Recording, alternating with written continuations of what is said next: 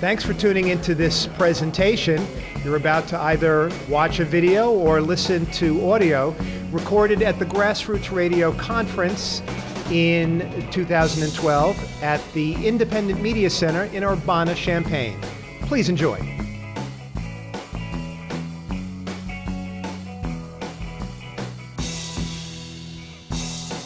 So welcome. This is the Community Broadband panel. We're going to talk today about new models for making sure communities get access and can control their communications. Welcome to the Grassroots Radio Conference 2012. My name's Brandon Bowersox-Johnson. I'm a city council member here in Champaign. We're going to do some quick introductions on the panel, and then the way this is going to work is we're going to give each panelist about 10 minutes to really tell some amazing different stories about how different communities are piecing together coalitions to solve community broadband on the local level and engage communities. And then after we hear from everybody on the panel, we're going to take your questions and make this a dialogue and really talk about the community broadband questions you have and in your community, how to put together all the puzzle pieces and help you really reclaim your communications and your broadband at the local level. Then at 3 o'clock, there's a bus tour of the public broadband system here in Champaign-Urbana. Tomorrow afternoon at 4:45, there's a session about community wireless and a ton more good stuff here at the conference. So welcome, thanks for coming. Let's quickly have each of the panelists introduce yourselves, tell us where you're from, and briefly what you do. And then we'll come back and do the whole 10-minute thing in a minute, but just to give us a sense of where you're each from, what organization, and what you're up to. My name's Chris Rizzo, and I work on campus. I'm a librarian and web developer there, but in my other role, I'm a board member here at the IMC, and I manage and oversee our technology infrastructure, and we're really excited for broadband to be here. Great. And my name is John Gant, and I'm a professor at the University of Illinois at the Graduate School of Library and Information Science. But the other role is I'm one of the directors for the UC2B broadband project that we've got here. It's one of the federally funded BTOP broadband projects, and so I'm one of the directors about that, and I'll talk a bit more about that as well too. Hi everyone, my name is Milena Velas, and I'm here from Philadelphia. I work with a community organization called Media Mobilizing Project. We're a group dedicated to building infrastructure for media and communications for a movement to end poverty. So we work with community organizations in Philly, across PA, and also nationally to help them be able to tell their own stories. And we're also part of one of the BTOP federally funded projects in Philly. So I'm going to be sharing a little bit about that work that we've done there too. Great, well thanks. It's really wonderful to have you all here and hear some of these stories. Briefly, here's how this is going to happen. I'm going to kind of set the stage of sort of the broadband landscape. Then we're going to hear from this amazing panel about some of their success stories and new models. We're going to take questions and answers, then have a break, and then at 3 o'clock the bus tour thing happens. So briefly, the broadband landscape. A couple quick shout-out questions. The audience can kind of raise your hand. Raise your hand if you have 2 choices for broadband at your house, like a cable and a phone company. 2 choices. Okay, is there anybody here who has 3 choices? No, nobody at all. Okay, anybody who has only 1 choice? I used to last year. Okay, used to. Yeah, totally. Okay, so you are not alone. Most of America has this problem that there are very few choices. Most Americans have 2, a cable company and a phone company. And that's it. They're both monopolies, and you choose one or the other, or you take it or leave it. Raise your hand if you would rather have faster broadband and pay less for it. Okay, that's easy enough. Just raise a roller coaster, yeah. Exactly. What about raise your hand if you know your current broadband plan is tiered or has data caps or limits or some kind of like censorship or rating of speed. Okay, yeah. Yeah, okay. And some companies don't even tell you. They're not even... No, they have to put caps on. Well, right. Well, Comcast said they didn't, but then they really do kind of thing on, with their caps and their limits. And, raise your hand if you've ever had a video call interrupted and just turned into spinning dots, or you're watching Netflix or a movie and it just gets totally stuck and broken. Yeah, okay. So here in America, we're not quite in the fast lane at all. You might know that a lot of other countries in the world are getting more broadband, they're paying less. Often it's through national programs so that the quality is regulated, the the terms of engagement are more regulated and not just monopoly driven like they are here in the United States. This is a great study that just came out last week from the New America Foundation, where they really looked at leading countries in the world, how much people are paying and what they're getting for it. And here's just a few quotes about how US consumers in major cities tend to pay higher prices for slower speeds compared to customers abroad, right? That totally makes sense. And they give an example of, in Paris, you can purchase a 100 megabit per second bundle with TV, phone, and internet for our equivalent of $35, right? I wish I could get 100 megabits here with all that for 35 bucks, but no. I pay 150 and don't even get a fraction of that. Yeah, that's insane. Yeah, totally. It's completely insane. The US invented the internet here in this town. We invented the graphical web browser right down the street at a place called the National Center for Supercomputing Applications. But the US has been left behind because of different models, because we don't have open access, we don't have community involvement, we just don't have the same framework as other countries. So the other important piece of the broadband landscape to keep in mind today is how we're ending up with a cable monopoly that is looming. As more and more Americans switch over to cable modems, they're actually abandoning DSL, and it's really turning into the case that in most communities, even if you sort of have two choices, DSL, because of the technology, can't keep up and compete speed-wise, and cable modems really are your only choice for true broadband speeds in most places in this country. And even in the wireless world, we're ending up with just a duopoly where the two major carriers who have most of the spectrum are really the big choices for the kind of 4G and fastest wireless things for our smartphones. And even though the merger was fended off with AT&T, our choices are decreasing. Yeah, really quickly? You get faster down on the cable, faster out on the DSL. Yeah, and neither is perfect, exactly. Yeah.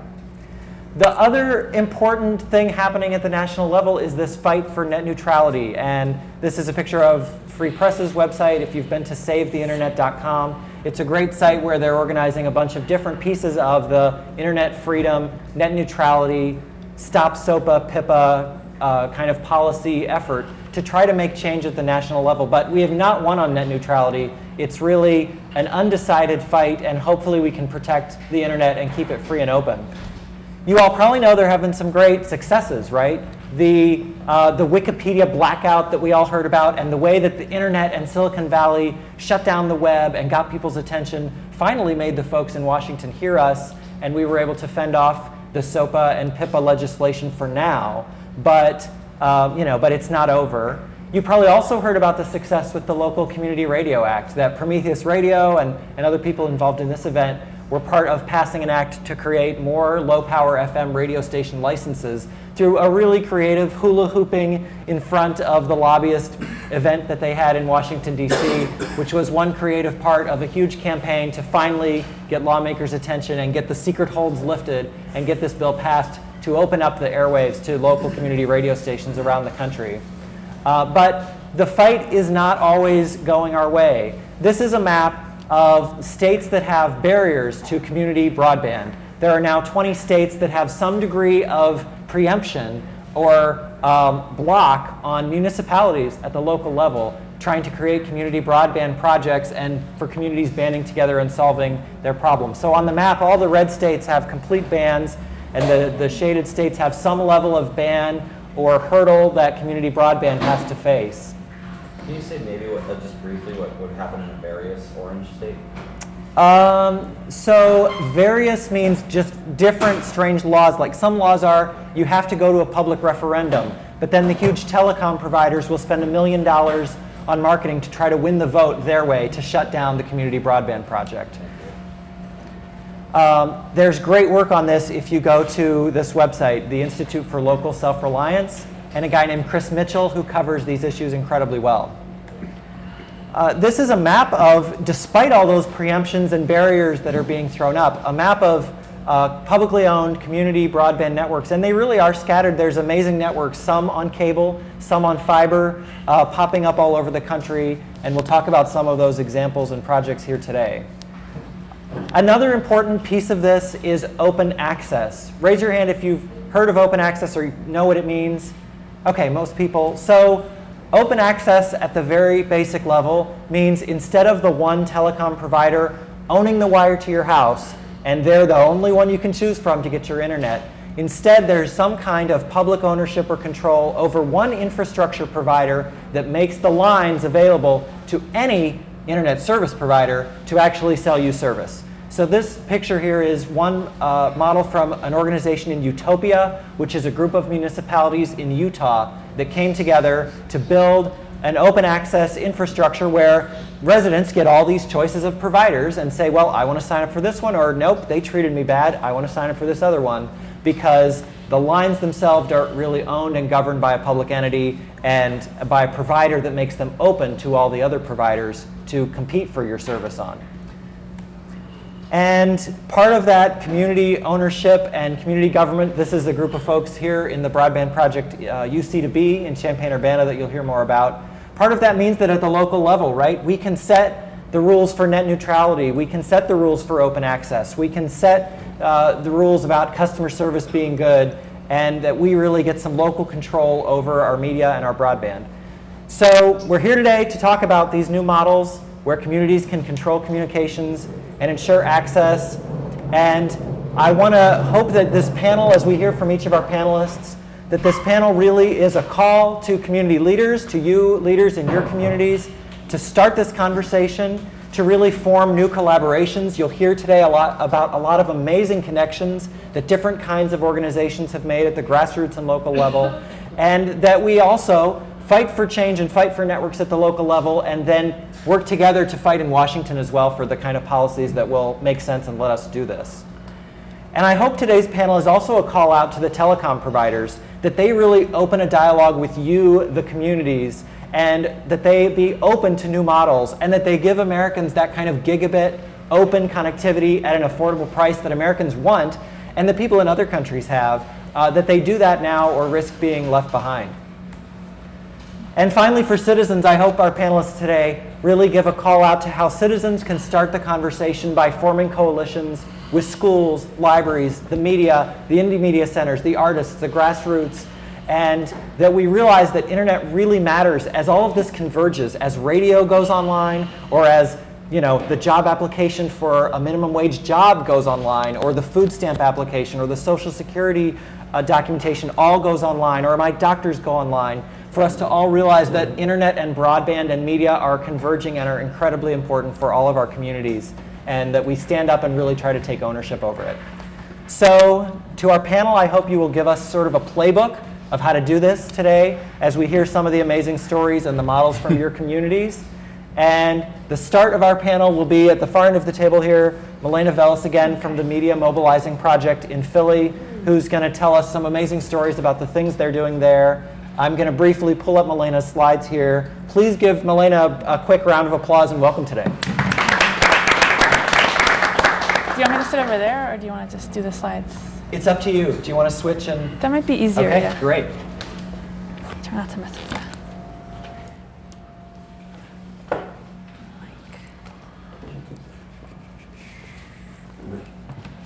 Hi, everyone. Nice job. Good setup. All right, so I'm excited I get to go first because I feel like we have a lot in common between what's going on here in Champaign-Urbana and what's going on in Philly, and some things that are also different. And it's going to be interesting to see kind of the different models of how we're building this kind of broadband work.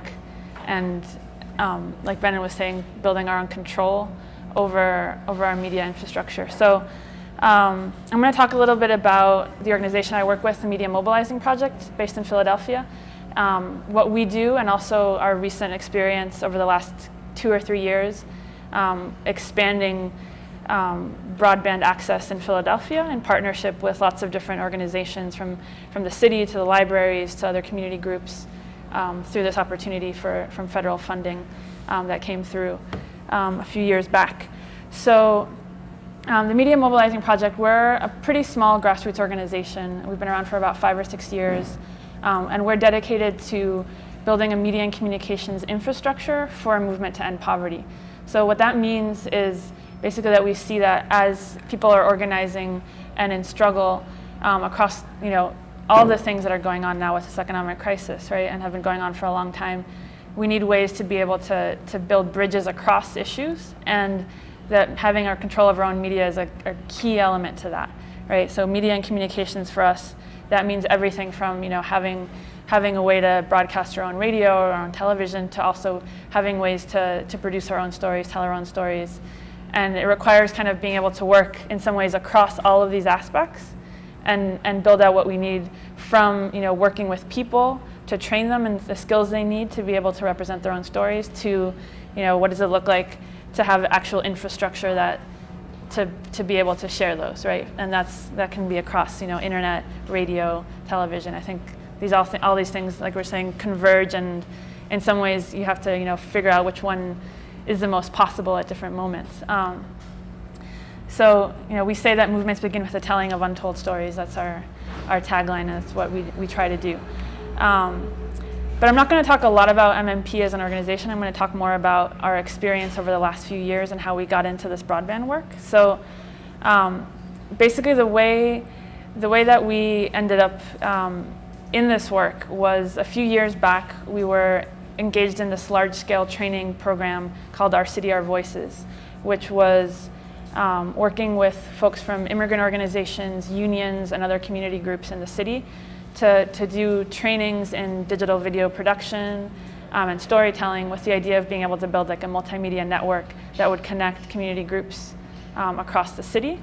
And part of that at that time was also the expectation that a project called Wireless Philadelphia would be providing low-cost connectivity across the city.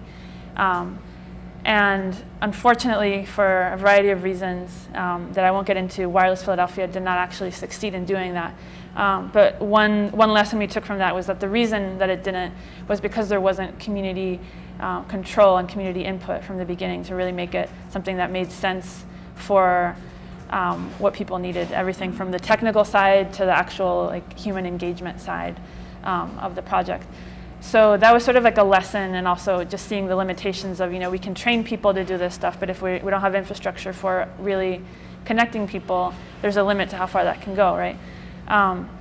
So when we saw this opportunity for federal broadband funding, which was part of the American Recovery and Reinvestment Act, part of the stimulus funds, we really saw this as a chance to kind of answer some of these questions that we had faced. But we also knew that we were a pretty small group and kind of too small fish to do it on our own. So we actually led building a coalition, pushing the City of Philadelphia, the Department of Technology in the city, as well as other groups, large nonprofits, working around housing, around AIDS issues, the Free Library, rec centers, and brought together a partnership of community groups to secure funding and to also to be able to create this project that has brought a huge amount of new computer centers and training and connection across the city. So I just want to kind of underscore the importance of this being led by community organizations, right? And I think that's something that is shared from here in Champaign, Urbana, and also from our work in Philly. This is just a quote from one of the officials at the Department of Technology about the work that MMP had done to kind of hold them accountable to really providing the kind of connection that we really need. So I think we can really lead. We can really lead in these situations. So this is just to show you sort of some of the partners, different organizations that are involved, and to get a sense of the scale of the project across the city. So this is all of the different organizations, right? We're opening 77 public computer centers. I think about 70 of those are open as of now across the city, and with $12 million for training programs that's working with thousands of people every year. So this is just kind of some images of how extensively across the city, pretty much in any neighborhood, you can now find a computer center that's public and open and free, that's made possible by this project.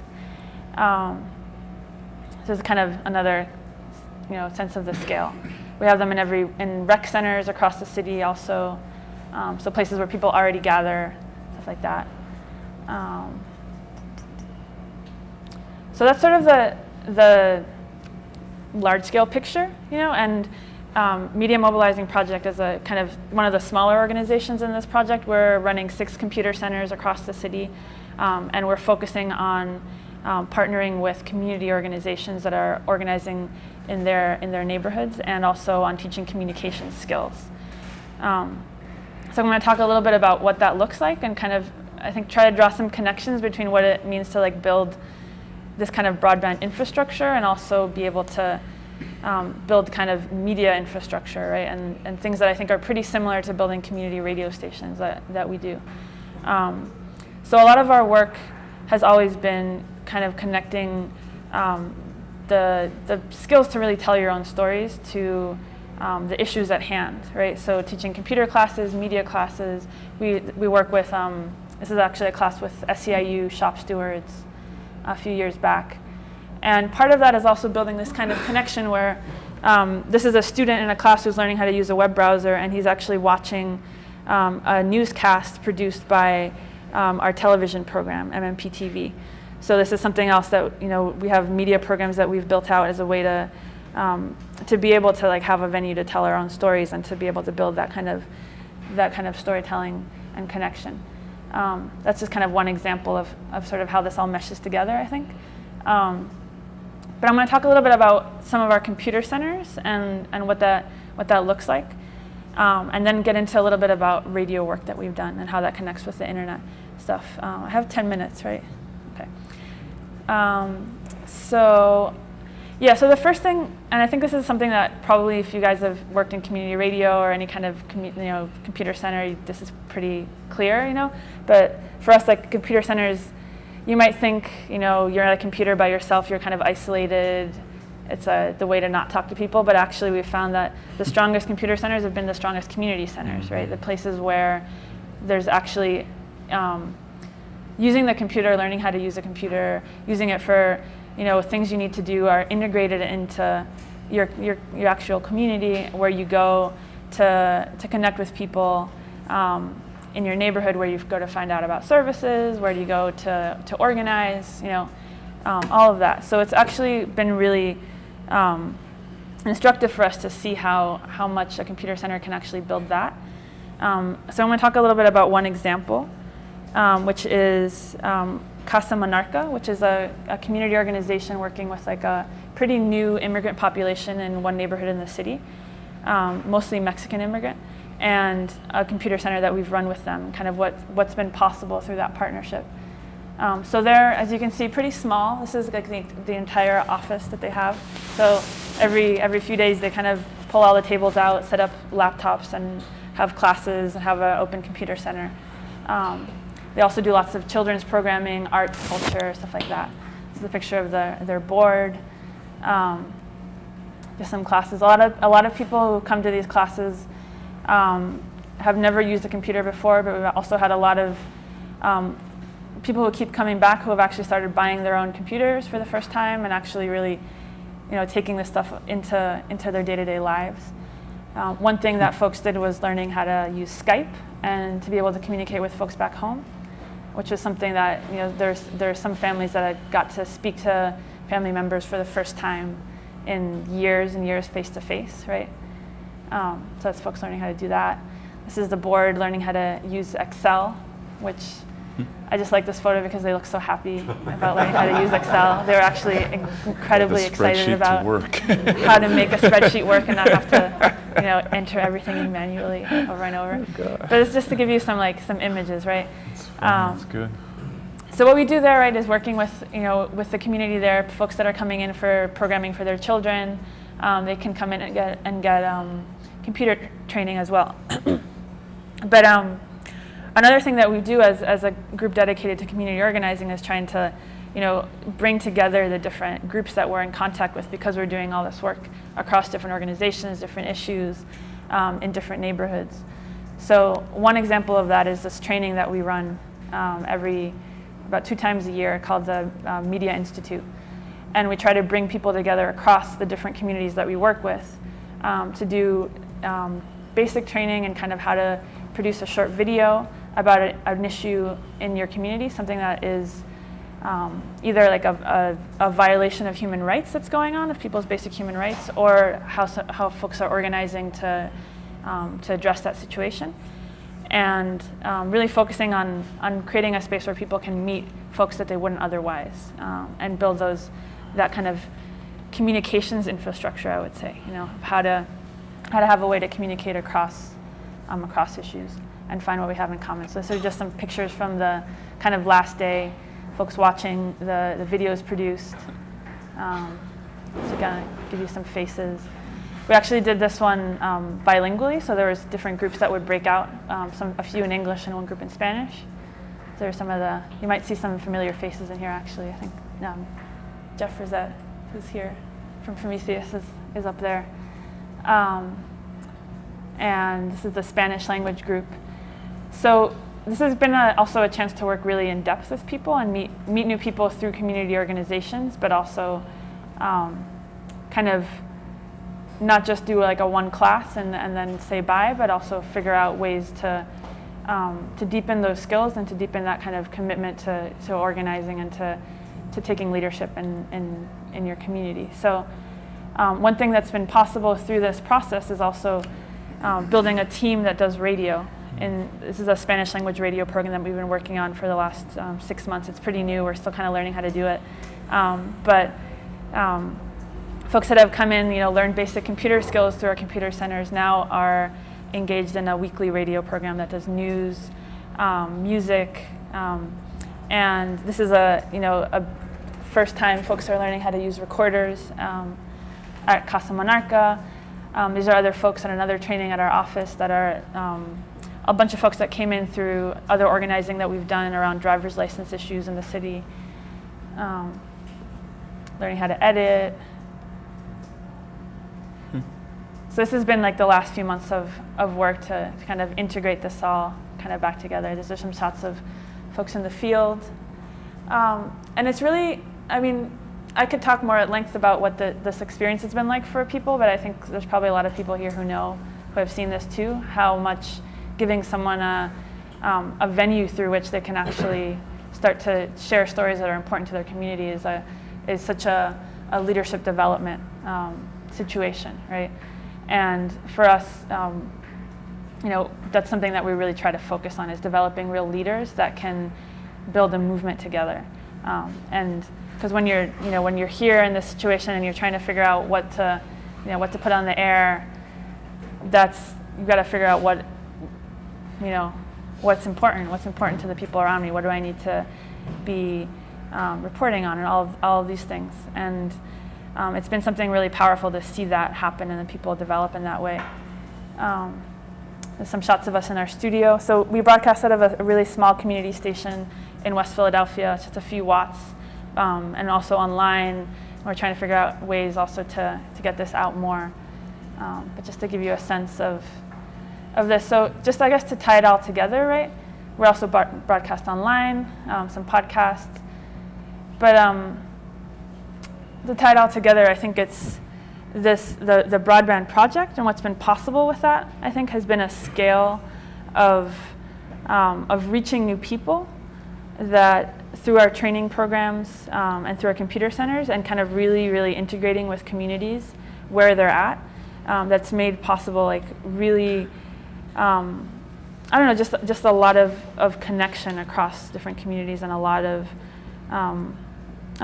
growth. And I think it's something where there's going to be a lot of more exciting stuff happening in the next few years too. So this is sort of the first stage, I think. Very cool. Cool. Yeah. Cool. Do you want Cool. to? Next, we're going to go down the line and let Chris Rizzo tell us some about what's happening here at the Independent Media Center, and about all the ways that with Makerspace and WRFU and the Computer Help Support Desk and other projects that the IMC right here is engaging people in a lot of similar kind of collaborations. Thanks, Brandon. So if you switch, yep, There we go. perfect. Great. Well, it's excellent to be here and to be representing the IMC as one of the community anchors of the Broadband UC2B project here in Urbana. The IMC is a community anchor, so we're really excited about the possibilities and the opportunities that fast internet is going to give for us. And I'm going to talk about sort of how that fits within the context of our programs and services, because really, it's another pipe. It's a bigger fat pipe, and for me as the technology support person for the center here, if we think that just getting that access is going to help us achieve our goals on its own, we're only going to repeat the mistakes of the past in terms of addressing digital inequality, addressing media and digital justice.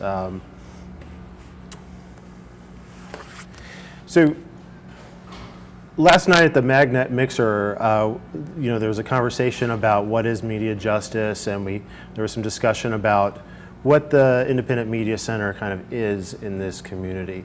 And so I wanted to really start out with the people and the things that we do. Much like some of the programming that MMP is doing, we have a history of supporting social, artistic, activist efforts in the community and throughout the world through the indie media movement. And different technologies, at least in this context, are the tool set that we're using. So providing listservs to community activist groups, providing community-based web hosting at low cost or free cost to folks who are doing anti-war work and things of that nature. Those are a couple of examples. And so last night we were talking about media justice. And so in the context of UC2B and the opportunities that it can bring, it for me means that the people have the means to create and distribute and remix and share their media and their stories and address the causes of injustice, of things, those root causes, and also just getting their voices out there. And so Aaron Ammons at last night's panel talked about CUCPJ, the Champaign Citizens for Peace and Justice, and sort of the different campaigns that they've used and to address injustice in the police system, in the prison system, and otherwise. And technology is one way for us to do that. It can be a really great way, but it's not the only tool. And I always like to balance that. We have a long-standing newspaper, community newspaper for 10 years in this community that it gets laid out on a computer, but you know what? You can download it in PDF, I think, from their website. But it's in the context of online media and creating audio and digital video and uploading and downloading it. It's still just as effective as an organizing and activism tool. And that kind of story, I think, is important to realize, that only giving access, only getting this fast access doesn't change digital inequality. It really is only us and what we do with that, with one another, and sharing the skills that we have that really will change that. So we just got some pictures here of some technology things and some, non-technology things that have happened in the center recently here at IMC, from microcontroller electronics to poster printing, soldering. So a wide variety of things that we need to know about today. And it's exciting also to think about the opportunities that broadband will bring to us. So in that context, I want to talk briefly about sort of what are the opportunities that UC2B will bring to our center.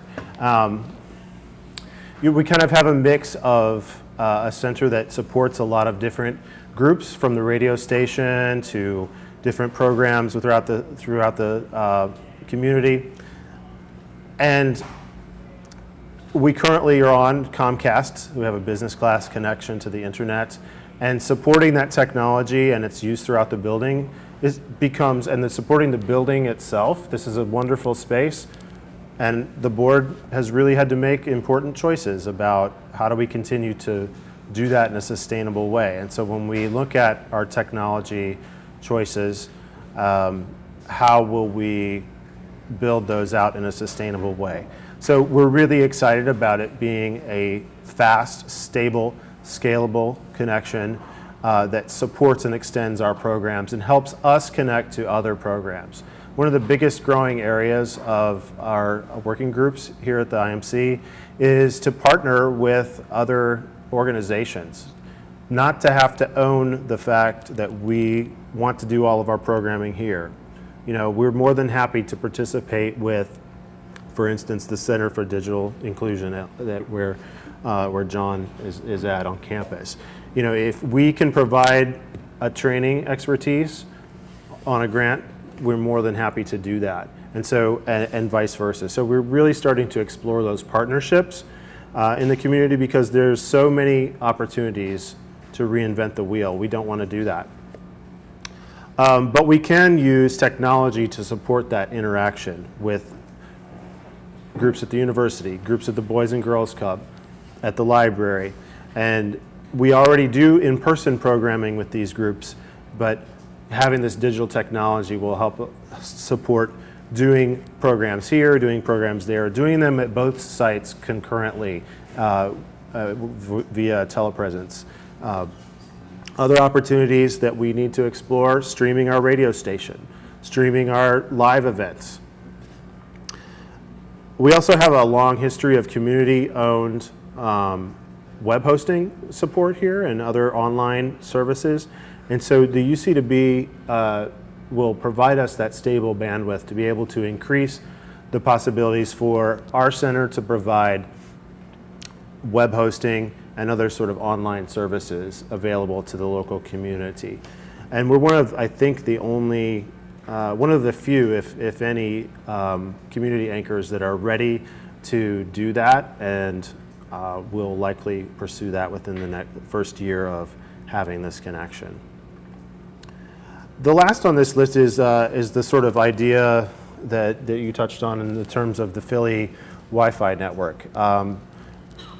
Past technologists here and board members have since moved on to Washington, D.C. and are still continuing to work on Wi-Fi mesh technologies. And we retain, our tech collective supports their center by being a secondary server hub for those efforts. And so we work and continue to stay in contact with them and hope to potentially build out a mesh, at least to share our bandwidth wirelessly with the downtown region. And in the future, there's ideas about building a cooperative that utilizes Wi-Fi mesh technology to provide that bandwidth, to provide service. These are in one sense, that kind of idea is a little bit of a pipe dream. Perhaps it'll be realized, perhaps it won't. But I wanted to give a sense of some of the possibilities that we'll explore using this large-scale connection.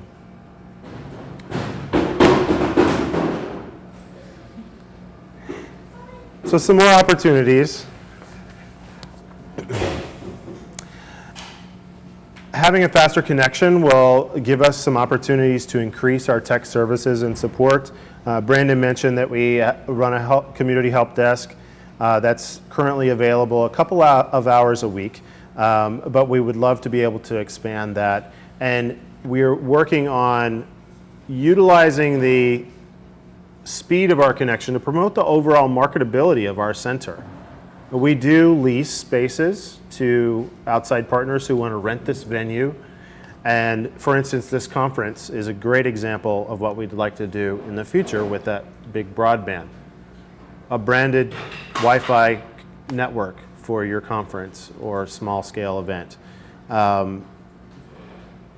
Tenants who rent the space will be able to share that bandwidth, and that'll be a marketability thing. That's part of how we pay the bills here. We have people who rent artist suites and other, a lawyer who rents a suite on one side of the building. And so being able to provide these digital services that businesses and people expect is going to really help us increase the sustainability of our center.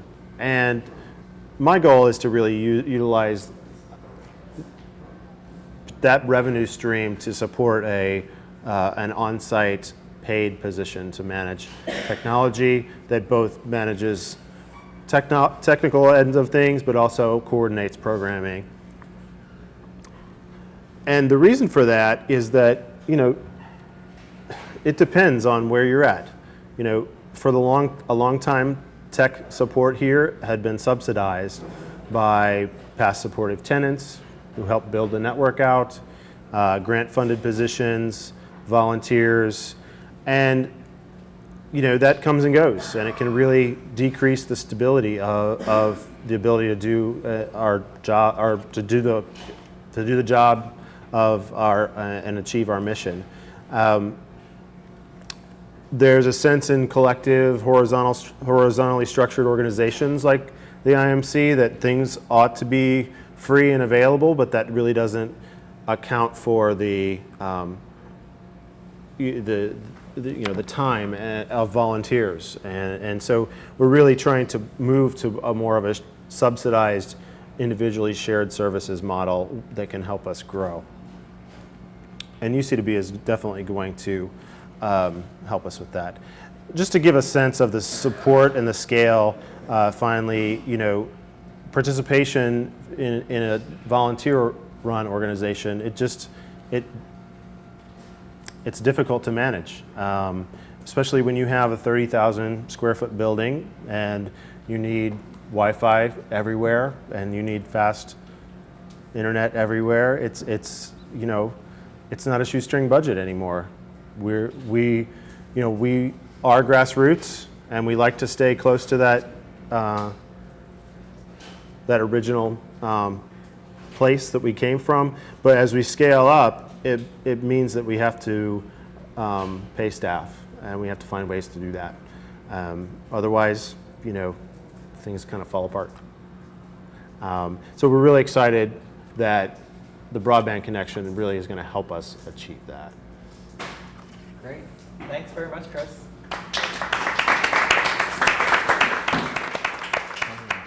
And last, let's switch to John Gant here. Yeah, I think we're okay. I think we're doing good. And John's gonna, musical chairs. John's gonna tell us a bit here about UC2B, and again, his part of this project has been hiring a whole team of what we call community ambassadors who've been going door to door and talking to residents about getting the fiber optic broadband into their homes. UC2B is kind of unique among some of the other BTOP projects because we actually get to do fiber to the home and directly plug in homes in eligible underserved areas. So, so it's been amazing to be part of, and I think, John, your slides worked out, so you'll be able to. Perfect. Okay. Perfect. Well, great. Thanks. And it's a real pleasure to be here today. I'm usually used to standing because I'm always in front of students, but it's up to you. You consider yeah. it. We won't be offended either way. I could do the Phil Donahue thing, work the room, walk around, that kind of thing. No, it's a real pleasure to be here, and I really appreciate the earlier presentations. They, to me, are very inspiring, because they really are focused on getting down to meeting the very particular needs that we have within our community of trying to address the information needs that we have, right? Because you think about it, the way I think about this is that whenever there is a particular issue or problem, whether you think of big examples like we know, like Hurricane Katrina, the tsunami in Japan, or even small local issues, like the unfortunate death here that's memorialized on the wall. Those are always instances where we have an intense need for information. If we lose our job, we have a problem with housing.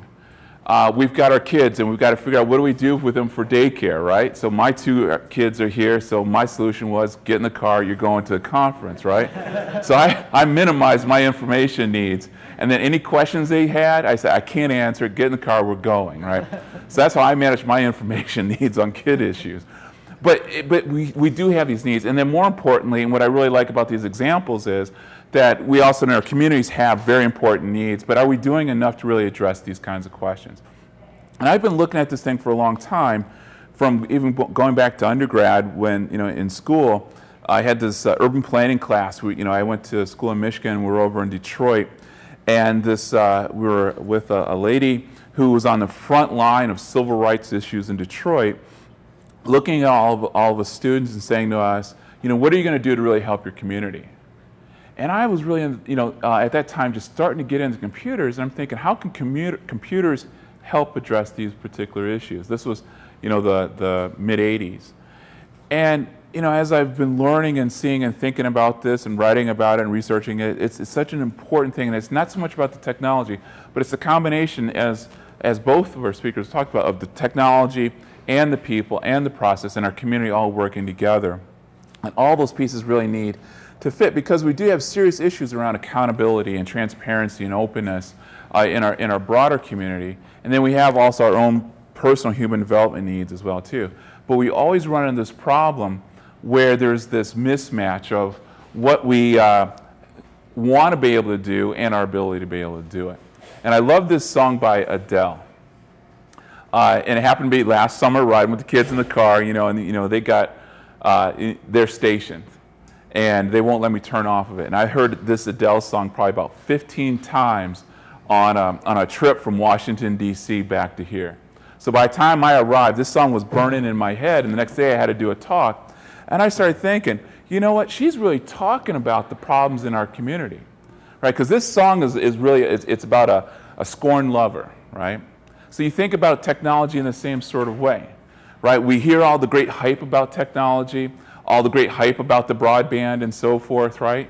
You wake up on a Friday morning, you look at your email box, and it's exploded because some writer in the local newspaper has characterizing our broadband efforts as being misguided and so forth, and your head goes off like what happened this morning to me.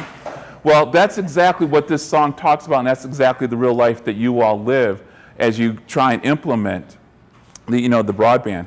The other thing that's really powerful about this song is that this song was the most popular song, also on mainstream radio, but also on the internet, by the simple fact that the people who produced this song produced it in a way so that it was open for people to take it, mix it, reuse it for their own purpose, and be able to tell, not just so you can have a different version, but to truly tell your own story using this as a basis for doing that. And so I think there's a lot of lessons learned when we look in our community and we think about the different strategies we're trying to go forward, with what we want to do with broadband and with technology, and to achieve and further expand the types of initiatives like in Philadelphia or here at the IMC and so forth. But we have some serious issues. Yesterday, did you guys catch the Kansas City Google Fiber launch online? I know our UCDB team did, and their playbook looks pretty similar to ours in many different ways. But they also made this very important point about how our access to the internet is really being choked off because, and Brandon brought this point up as well, because of the price and speed and things like that. And so we've got to really think about what are the right strategies for our communities to really do this and to be able to do important things. Like my work is around open government and e-government, so to be able to address those kinds of needs. But then also the work I do around broadband adoption is how do we make that happen? And there's cool things that are happening. I love these examples that are here.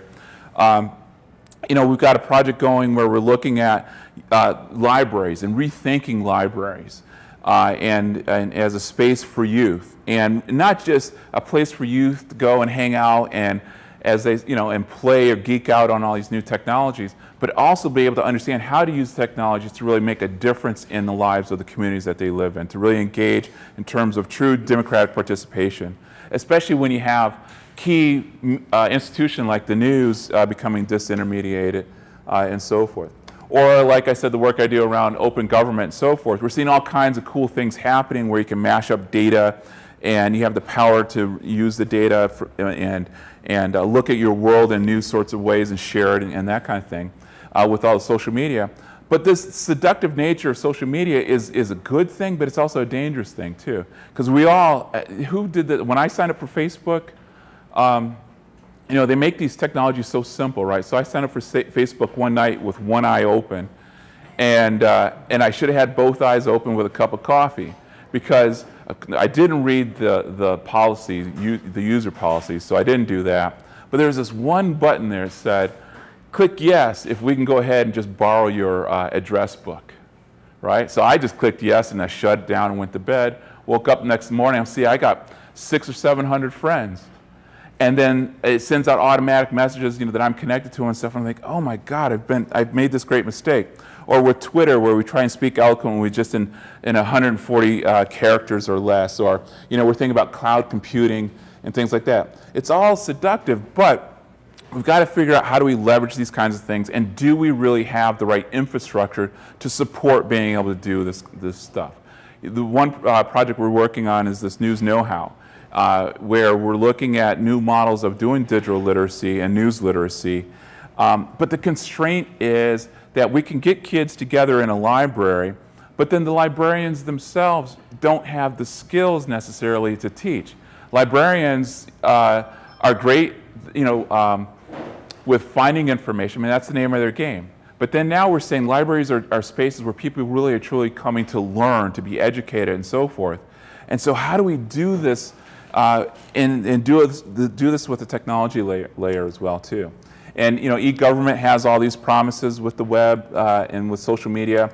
You know, we see lots of examples like smart parking in San Francisco and so forth. But the thing that really gets me thinking that we've got a digital mismatch or a serious problem is the fact that we have this limited access. You know, the National Broadband Plan sets these goals. How do we get the 100 million folks who are not online in an affordable sort of way? And how do we really make sure that within our communities all the anchors are really set up and ready to go? You know, Chris is outlining what they want to do here at the IMC, but then at the same time, you know, the pipe is coming here. We're actually, you know, going to try and do a launch event here once the IMC is all lit up. But I wish when we do that launch event, I could also, you know, be able to bring the resources for that full-time employee, or for the revamping of the lab, or all the equipment to make sure we've got the Wi-Fi that not only serves this building, but the areas surrounding us as well too. So we've been working on it here, and I really think we've got a number of challenges, because when we think about broadband, there are those challenges. I co-authored a national study looking at broadband adoption in minority communities. So you guys know the PUNA and Internet and American Life studies. This was the same study, but with a focus on trying to understand what's happening within our communities and looking at the information by race. And it really highlights further how that divide is not only by race, but by education. We see key differences, differences by age and race, and so forth. And it gives us a clear picture of what we're dealing with within our community. So when I really like the photos in Philadelphia. You see the diversity of folks that are there. They're finding ways to really be able to reach out and so forth. Or we see differences in use as well too. And so it's very profound in trying to address and deal with these issues. So we're working on it here. And what's really interesting is that with UC2B, just so everybody knows, UC2B is the Urbana-Champaign Big Broadband Project. So that's where it comes from, UC. So around here, we always talk about UC, and then 2B, you know, Big Broadband. So it was funded through the BTOP grants, and it's a critical infrastructure grant, and it's the only project in the country that does fiber to the home. So we've got the fiber rings, as you can see here in this map, throughout the city. And in the yellow shaded areas, another very important feature of the UC2B project is that these are areas that have been traditionally underserved by broadband, and also are areas where they are also low-income areas as well too. So the federal grant also includes money so that we can connect 2,700 households, community anchors, and businesses to the network. And so we have a team of what we call community ambassadors that are out canvassing these areas and getting folks signed up. Are they volunteers? Say it again? Are they volunteers? No, they're not. No, they're paid. It's a paid team, and we've got roughly about 15 of them, and some of them will actually be on the tour today as well too. So yeah, they're paid through the grant, and they're part of the team, and we've got a project coordinator and so forth as well. So and yeah, they'll be hopefully someone will be able to make the grant because they're actually out today as well. So this is exciting, being able to go door to door. We had a survey to try and really understand what are some of the challenges and barriers around broadband adoption for folks and so forth. So while we've got this wonderful grant, an opportunity to build out this network, when I hear the Philadelphia story, while the Philadelphia story has all the other part that we need. They've got the grant for the above ground work, for the training, for the capacity building in organizations, and so forth. And so this is, and so the Philly story, they're saying, we wish we could have the fiber, and we're saying we wish we have your training. It's like we want to marry the two together and we'd have the perfect combination. And so one of the challenges we have within our community is figuring out how do we bring together all of the above ground stuff with both cities and also with the university. And that's one of the things that we're trying to wrestle with and work out and so forth. And so a lot of what's been going on has really been on volunteer effort and things like that. And so that's one of the challenges that we face in moving forward with our project. When you look at the Google launch yesterday, they also had, of course with the Google launch, they looked at the other issue of content as well too. And so not only did they say, here's the fiber plan, but then they talked about their Google TV or Google Fiber TV or whatever they call it and so forth. But we're working on it. We're trying to figure out different solutions to it and so forth. But what's awesome is that the most fundamental thing for the network is going in the ground. We're going to see it today. We're going to actually see the fiber in the ground. That's huge. It's a future-proof technology and approach for doing it. So if technologies down the road come, we've got fiber, to the ground. To the home. The Google project isn't 100% clear if it's fiber to every single home as well, right? Chattanooga's doing a lot, but they're doing it with a mesh, with a fiber backbone, and we're actually making that fiber connection as well too. So I think it's very exciting because today we're actually going to see the fiber and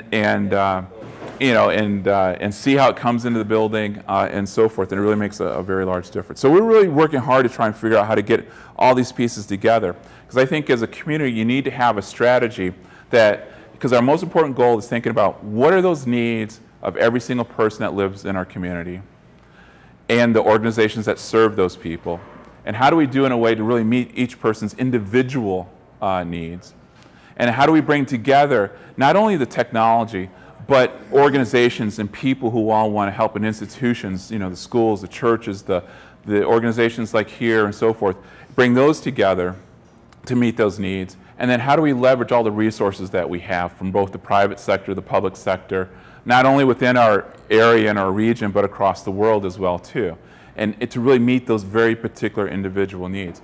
And every community needs a strategy and approach for doing it. Every community needs to really think about how do we protect this infrastructure so that it is open, so that there are multiple models for delivering the broadband services to folks. Here we're considering private option, co-op options, publicly owned options. It'd be nice to see some combinations of all those different things sort of work as well too. So, and I'm excited that you get to go on the tour today too, because I get kind of geeky about it, but I like actually seeing the fiber. We'd go out and talk to people about UC2B, and they're like, what are you talking about? And earlier in the wintertime, and when they were putting the fiber in the ground, they had these big orange hoses like this. I don't know if you guys have seen them. And they left really long tails on those that would stick straight up in the air. So as you would drive down the street, you'd see these orange things on the corners. And so, I'd be sitting there talking to somebody about UC2B and all this sort of stuff. And then finally one day I said, have you seen the orange tubes? Like, yeah, that's the internet. That's your internet right there, right? So we're going to see that. And we're going to see how to put the fiber into there, into it as well and it's exciting, and also the fiber connections. You guys can test it out. We were actually in a meeting where they're looking at all the different types of fiber. You know, they got some fiber you can actually make origami knots with, and it won't break, and it's pretty cool. So we're going to get a chance to see that. I'm really glad you get to see that. And then we've got different members of our UCWB team that's here, because Brandon is the chair of the UCWB board and an outstanding spokesman for UCWB. Reverend Bogan actually just walked in, who's one of the UCWB board members, and he's really helping us with an effort for bringing all the churches online and as part of UCWB as well. So we're really excited about that as well too. So we'll have some local experts to help talk about this too. So great. With that. Thanks Yep. very much, John. Yep.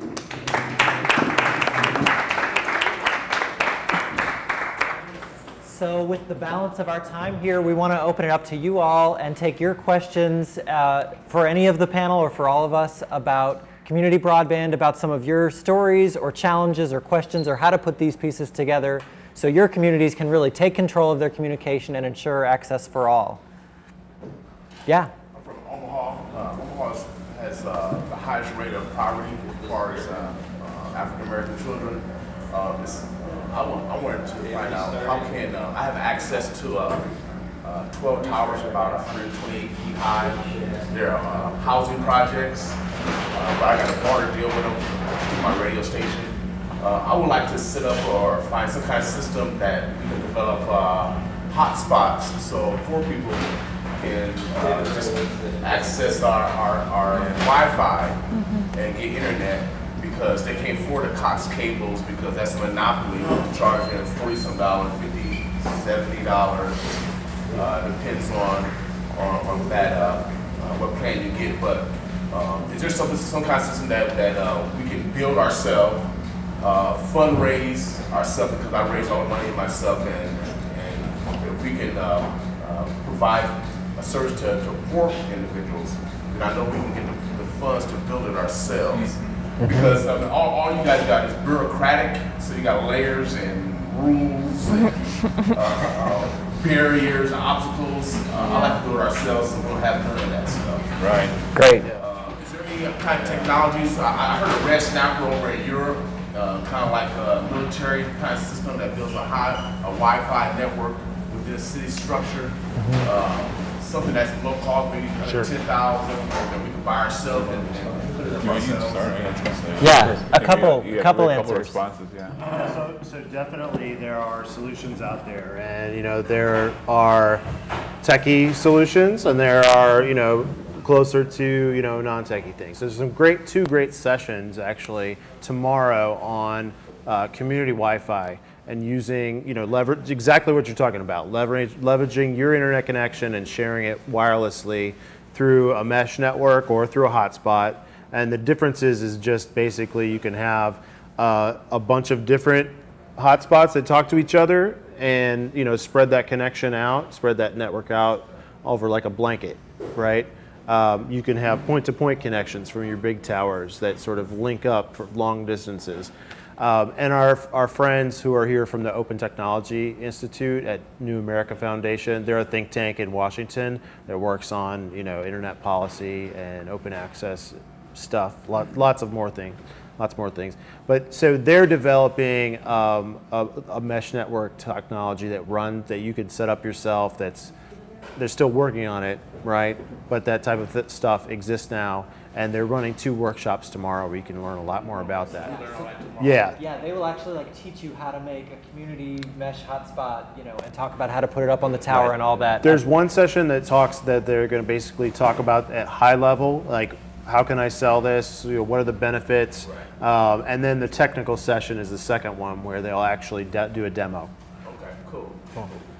John? Yeah, and on the bus tour today, we're actually going to see some fiber. So you got a big suitcase, maybe we can get you a little and you can take it home with you.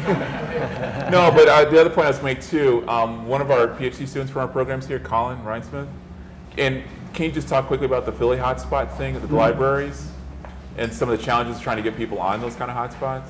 Oh, yeah, sure. So I'm working with the Free Library in Philadelphia, and it's actually I'm working with a part that's not funded, but federally funded project that we heard about today, which is really fantastic. This is sort of a an opportunity to do things that, because they don't have federal funding, they're able to kind of take some other risks and do some innovative things that I think are really complementary to the rest of the projects that are going on, and a lot of them are working together. So so basically what that is, really briefly, is 4 community centers, public computing centers, and they've really, and what I've been doing is studying that as a PhD student, trying to understand some of the successes and the challenges to having broadband available, particularly in low-income communities. And one of the things that I found that was really interesting was something totally unrelated to technology that became a barrier to accessing technology. There are 4 things that are really important for people that essentially they were saying that we really need a sense of comfort before we can even engage with technology. And by that I mean safety, trust, support, and respect, so that we can feel like this is, relevant to us, this is something we even want to use and access. And so I think it's a different way of thinking about these projects that actually are really more focused on the people themselves. So it's been a fantastic project, and hopefully we can share some of those lessons even more as big broadband comes to this town. So. Great. Other questions? Okay, yeah. Philadelphia project. You guys just made training. You guys provided the computers. Is there any beyond? What's your vision beyond that? Are you teaching entrepreneurship or what's your vision beyond? Yeah, I mean, I think our vision is we're kind of like a hybrid organization that does media and communications and organizing. So what that means is that a lot of the work that we do to, go out and cover a rally or a community event, right? We're not just going and covering that and then going home, but usually those are groups that we're in partnership with, and in a process of doing organizing to bring those groups in connection to other groups that we're also working with, right? Towards building a broader movement to end poverty, because we see poverty as the overarching cause of not having a good school, not having a good house, not having health care, all these things, right? So how can we connect those issues? I mean, that's our broad vision. That's a very large vision, but I think we see the media work and the communications work, everything from knowing how to send an email to being able to produce a video about your issue and message your campaign strategically and all that stuff is a really important kind of connective tissue to being able to build that kind of movement, right? Yeah. Great. Yeah, I saw a hand back here. Go ahead, sir. I'm Dave from Sarasota, Florida. Are you familiar with Wally Bowen's work? He's been talking about using television white space for wireless. You guys looked at any of that? Yeah. So one of the big issues around broadband is both for wireless and wired is the spectrum issue, and so the FCC has been released some of this white space as an opportunity for doing it, and the advantage is that it works well for wireless in rough terrain, in terrain with a lot of obstacles. So dense central downtowns works well, and also out in rural areas that might have high mountains and that kind of thing as well too. So it's a good sort of medium width area network and good speed. So one of the big issues that goes hand in hand with the broadband discussion is how do we also release more spectrum? So the FCC has been very pro business in trying to release more of that spectrum to allow some innovation in that space as well too. But what's also really interesting that regardless of which spectrum technologies are out there or which part of spectrum is open, all that gets fed back into fiber as well too. And so they also go hand in hand. Yeah, in our city we're playing, they get the government money to set up fiber for the whole traffic system, control the stoplights through the 220 area. Right. But within that pipe, they're laying extra fiber, so it'll be extra, there'll be, the number is lots of extra fiber in there. We're trying to, they're looking at privatizing it Right. in the city, but then we'll sell that as the fiber optic. And we're trying to convince them to do some kind of community broadband. It's a good strategy. You know, Brandon and I both participated in a conference earlier in May with anchor institutions called Shelby, Schools, Health, Library, Broadband Coalition. And one of the really important topics was how to get your community to make investment into fiber. And it was really interesting. There was a guy, the guy from Redwoods. Yeah, he's a real great guy to look up on the web. But he said, you know, look, folks, you know, you go say, yeah, we need it for schools and libraries, like, yeah, look at E-rate and that sort of thing. But as soon as you say the word public safety, then all of a sudden the dollars can go into fiber to put in the ground. And public safety, actually, all they want is just a couple strands for themselves, that's only for themselves, and they don't need a lot. But it brings a lot of extra capacity that can then be used to help your schools and libraries. Dark fiber, you know, also represents an economic development opportunity, and you know that you've got to consider about, you know, how to do that. But you know, we've been wrestling with what to do about fiber and selling it and that type of thing. But I think the key, you know, it depends on what your values are. But you know, as Brandon mentioned and others mentioned, this open access is hugely important. So even with dark fiber sales, you got to make sure that that open access is still maintained. There's a certain cleverness about it as well too, you know, because you know the old theory of transitivity. I give it to you, but then you could give it to somebody else and change the rules. So you know, you think about these dark fiber sales, that kind of thing could happen. So you got to really set up your rules and the policies to really protect that open access in perpetuity as well. Yeah, that's actually really close to the question that I have. It's about longevity and sustainability. And I was curious if I could hear from each of you if long-term success and sustainability has been something y'all have been thinking about in terms of financing, in terms of maintaining these amazing projects once they're in place, and just what sort of ideas y'all have thought about. Yeah, that's great. So around good question. Long-term sustainability and financing, I want to hear from each of the panelists on that, because I think everyone's projects have that same issue of whether it's because we got a grant or we're a volunteer organization, there's always that issue of what happens after? What happens after the grant is over? What happens after the person who was passionate about teaching the class moves on, and how do we sustain it? So starting with Milena, how do you sustain this beyond what's happening now? I mean, it's a really good question. I mean, I think we've talked about this one grant a lot because it's just been such a in some ways unprecedented thing that's happened, you know. But it's also had a ton of limitations where it's we actually have to spend all this money in 2 years, and there's tons and tons of limitations politically on what you can do with it and all this stuff, right? So that's been a huge challenge, right? I mean, for us as a pretty small organization that 5 years ago we had no office and no paid staff, you know. Scaling up in this way has been, in one sense, both very difficult, but also made it possible for us. I think we saw it as a opportunity to take everything that had been developed before, sort of in ad hoc ways, or just kind of trying it out for the first time, or just building the thing as you go, and really having the capacity to put that into place in a real systematic way, and develop it out and stuff like that. So. And that is a stage to being able to sustain that, right? So that's one part of it. But I think another thing is, there's a lot of resource that goes into just getting the hardware, just getting just tons and tons of computers that we put out into the world. And I mean, those won't last forever, but they'll last for a good amount of time. And that doesn't have to happen again for a long time. And the work with people, I think, sustains, there's much more creativity that you can have with that. So we're really working with different computer centers to see how each one of those can take that up on their own too, past this project, and what that's going to look like.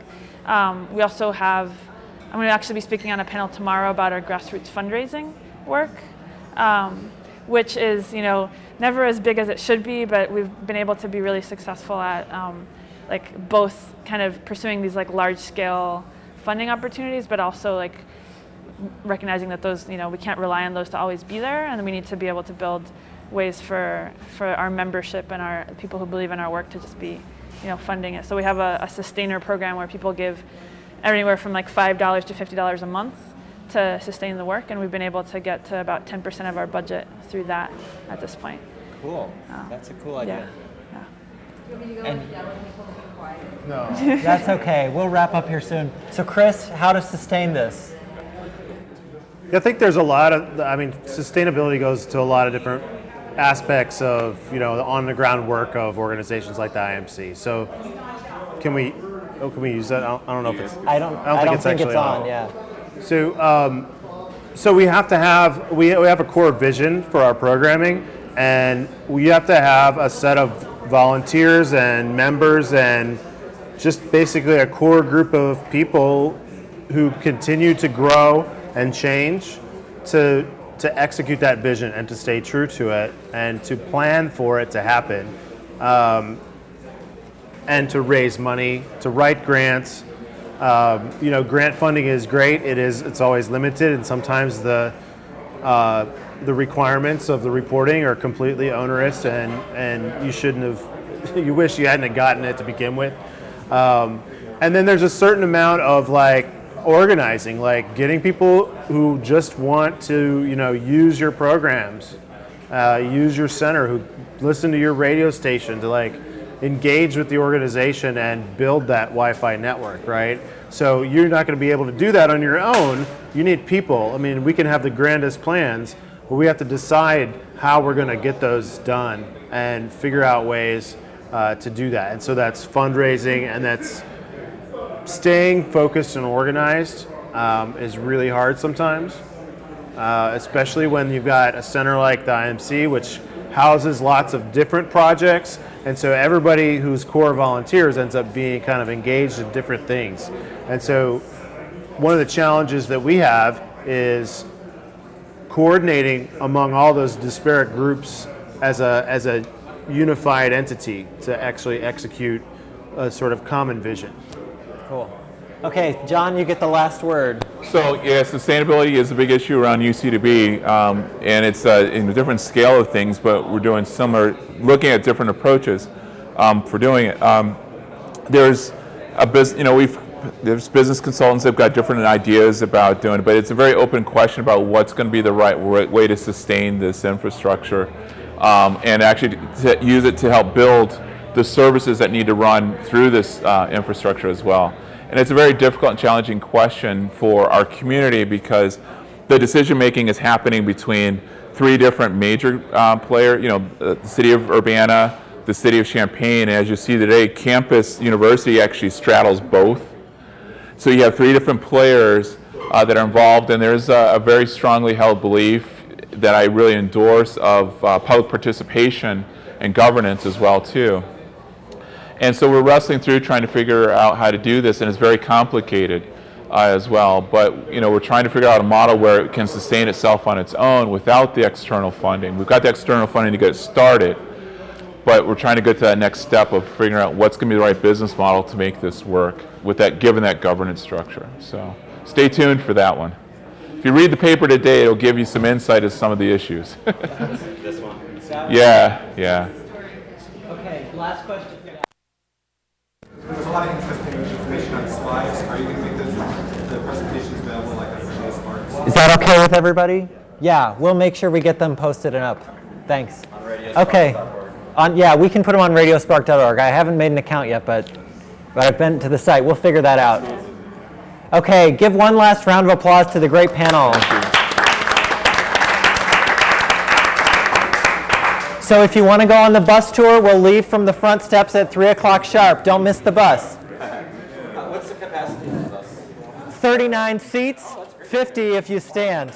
You've been watching or listening to a presentation recorded at the Grassroots Radio Conference 2012 at the Indie Media Center in Urbana-Champaign. Thanks.